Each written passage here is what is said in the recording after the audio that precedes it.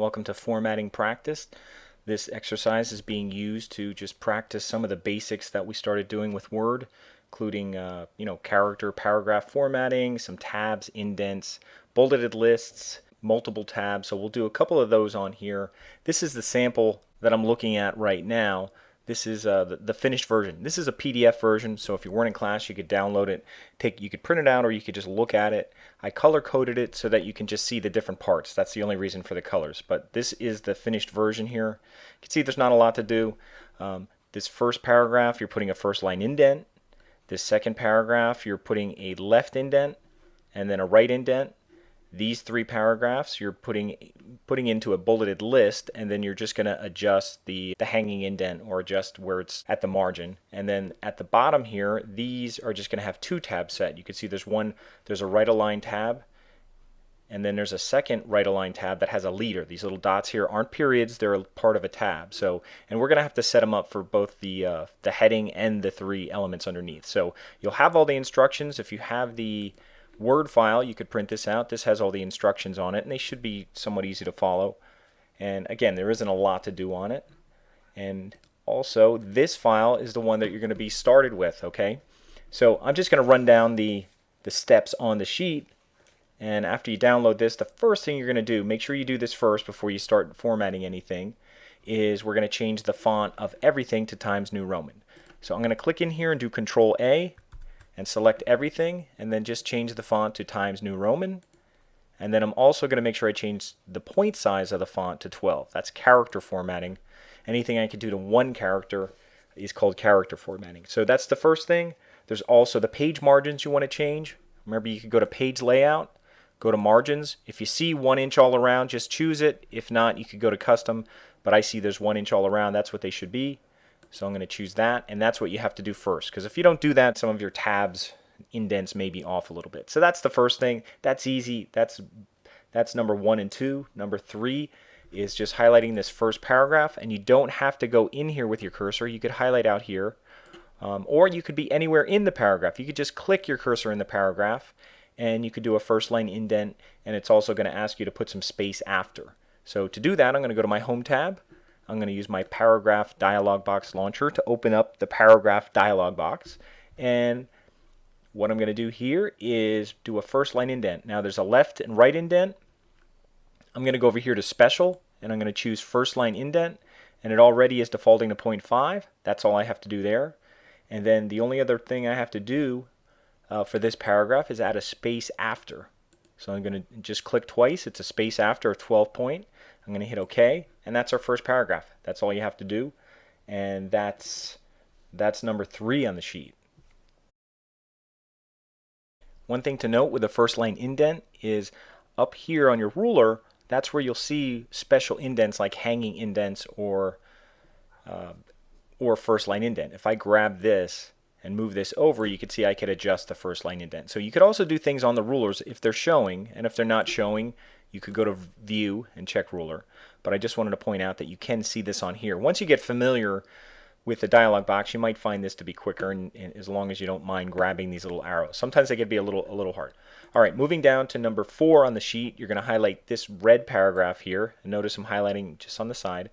And what I'm going to do to this paragraph is adjust the left and right indent, and also adjust the line spacing. It's number 4 on your sheet. So I'm going to do that from the paragraph dialog box.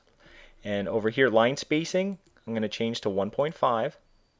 Okay, and then also I'm going to change the right indent to 0.75. Now it won't go to right to 0.75. You actually have to put in the you have to type it in there. You have to put in the 0.75, because it'll just go in increments of point and one number.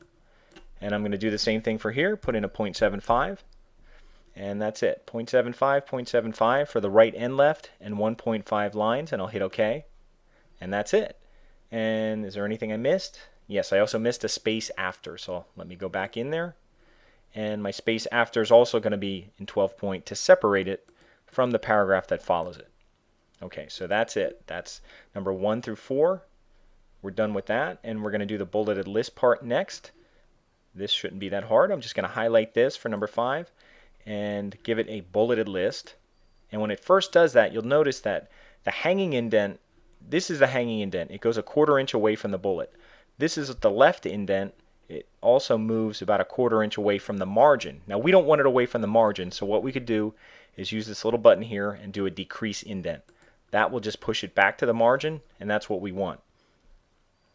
Okay, so that's for number 5. We also want a 12-point space after for these 3 paragraphs as well. So I'm going to open this up, do a space after of 12, hit OK, and that's it. So that's all you had to do for that. Also, just note that's what a hanging indent looks like. If you would go in the paragraph dialog box, you would see that now that I changed that, there's no left indent. There's a hanging indent of a 1/4 inch, which is a 1/4 inch away from that. If I'd increase that by 1/2 inch, it would move it a 1/2 inch away from the bullet. But I'm going to put it back to where it was. And now I have to put the 5 in there. And I'll hit OK.